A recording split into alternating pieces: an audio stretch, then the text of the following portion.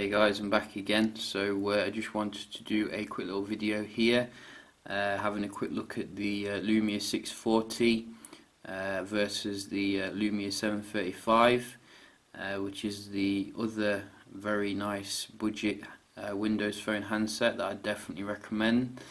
As we can see, both of them have quite different kind of build quality about them. I'd say that the Lumia 735 feels a bit sharper around it, kind of thing. I did have a green one at one time, but changed the back cover here because it was making me a bit sick. But I have noticed this back cover on the 735 is a bit flimsy when you pull the device off. As you can see, I've already cracked it there, which is quite annoying, but it still works alright, so there's no major issue there. You have the same kind of setup here on the 640, and you can get access to it by pulling it all off, but it does feel a little bit more solid actually compared to the more plasticky back here on the 735. However, I think I do prefer the 735's kind of Lumia 800 kind of look. It takes me back to the original kind of Lumia aesthetic, whereas this one harkens a bit to the 930 kind of look, which is a bit thicker. But I think the display obviously is also a bit more higher quality as well with the 735, although they are very decent displays. These are you're getting your LCD at 720p on the 640 versus your 720p Super AMOLED display. The benefit of that obviously is the very nice kind of deep blacks that you would associate with a AMOLED. As you can see, it does get a little bit blacker there than the 640, but nevertheless I've been very surprised at the quality here of this display for saying it is a budget phone. I think most buyers will be very happy with it. It's certainly a high point of the device, and the fact that it's also bigger than the 735 means you're going to get some more content on there compared to that, which is quite nice. And the other difference obviously here with these two is the camera. So where we're getting an 8 megapixel camera on the Lumia 640, which does full HD, as well as very nice pictures I've found, as well as the 735 here, which is a Carl Zeiss branded camera, but it's not pure view. So I think it's 6 something. I can't remember the exact number, but it's very decent for saying that it's more of a budget option. I did do some comparisons with the Lumia 830 and couldn't see too much of a difference in good light. However, I'd say that they both kind of struggle when it comes to the low light performance, which is typical of more budget handsets. Looking at the actual software, you know, they're both running Windows 8.1. I did actually think the 640 was running like Windows 10 when I first got it, because if you look in the settings here, we can see some slight differences in terms of the UI. The one on the 640 looks much more up to date here. As you can see, you get kind of categories that allow you to find things a little bit faster, and you can also conduct a search here. So if you want to get into the display settings, you can quickly do that, which is quite nice. On the Lumia 735 we have the more older style kind of interface here, which is a bit more of a chore to find things.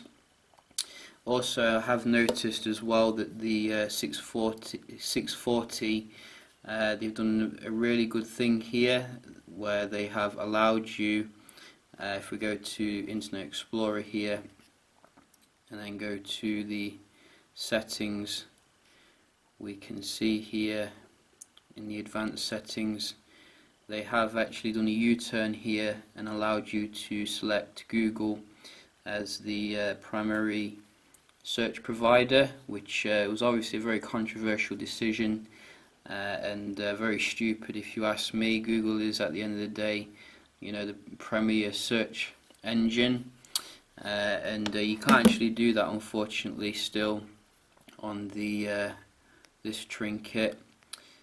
So I would like to see that brought through an update or something, because I really don't like Bing at the end of the day. You know, I don't like to be forced to use it, and as you can see, you are forced to use it there.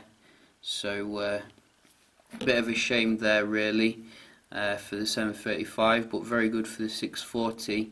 And in terms of the battery life, we get to 2,500 versus a 2,200, both removable, and so far I've been quite impressed with the battery life here on the 640. It's certainly holding up quite well.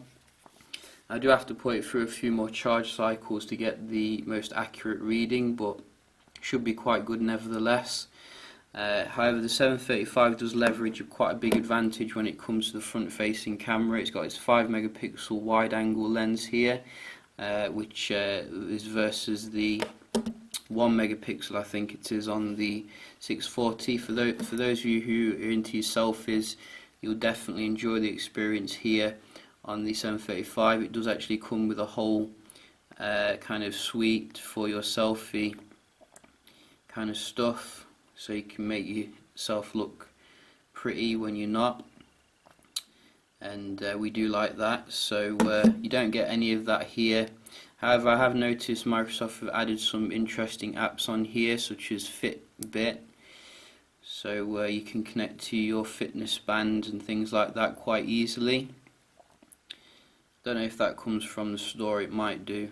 I was quite disappointed to find out that the Lumia 640 doesn't actually support 4G.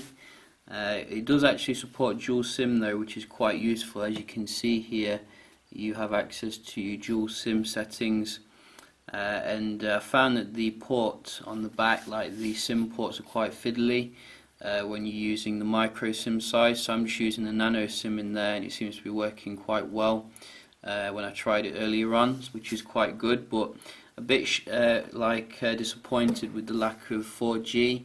I think that should be coming with this kind of price range here. The 735 does come with the 4G, which is very nice indeed. And in terms of, there is one big significant win though when it comes to the 640.